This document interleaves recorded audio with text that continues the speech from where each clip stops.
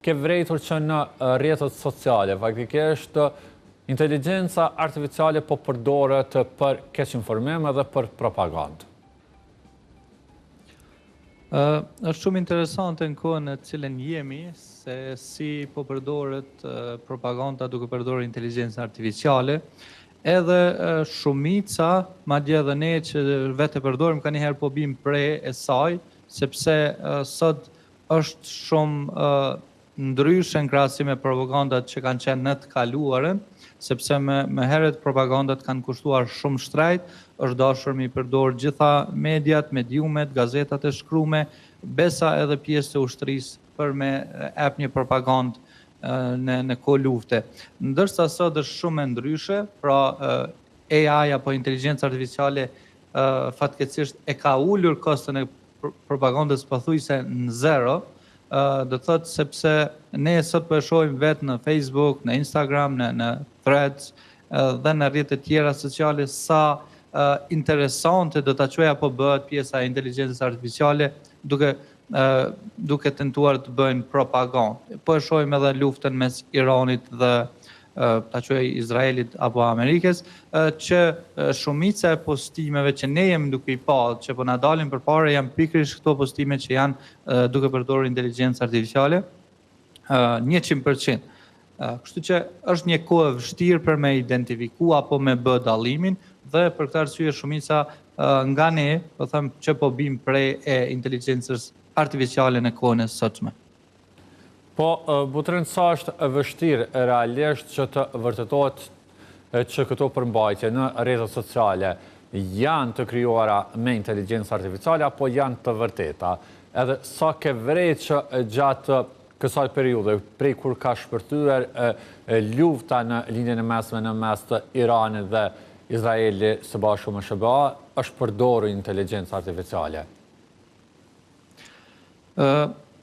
Them drejtën është kogja vështirë sot me identifiku edhe me dallu një postim real prej atij postimi në cilin është duke përdorur inteligjencë artificiale. Pse po them këtë? Sepse ne sot po e shohim që ka postime që janë 100% të bëra me inteligjencë artificiale dhe jo vetëm postimi si postim, por duke filluar edhe vetë video incizimet që po ndodhen në ato ngjarje që me gjas po ka luftime dhe madje me gazetarë të cilët janë të bërë komplet me inteligjencë artificiale të cilët nuk ekzistojnë. Dhe do të thotë këtu është më vështirë pjesa e identifikimit të tyre, duke ditë se një luftë që ta quaj një luftë deri diku një garë, më mirë me thënë, që me dallu nga lufta, një garë mes inteligjencës artificiale apo për inteligjencën artificiale ka filluar tash pothuajse 3 vite, ende nuk janë bërë 3 vite, dhe kompani të mëdha si ChatGPT-ja, si Perplexity, si Gemini, si Copilot, edhe tjerat, edhe Claude, pra janë duke synuar që ta mboshtin një farë mënyrë konkurrencën. Dhe përderisa po flasim se cila po lançon update të ri që po janë të sofistikuar, qoftë në editimin dhe krijimin e zërit, krijimin e videove të ndryshme, edhe krijimin e postimeve. Dhe jo vetëm qashtë, edhe më shqetësuese është numri i cili është jashtëzakonisht i lartë i postimeve që mund të bëhet nga një rrjet social. Do thotë drejtuar një çështje. Ne e pam kohën e fundit këta sulmet në aeroplanet që nuk po ekzistojnë një farë mënyre dhe kjo është një ndër ato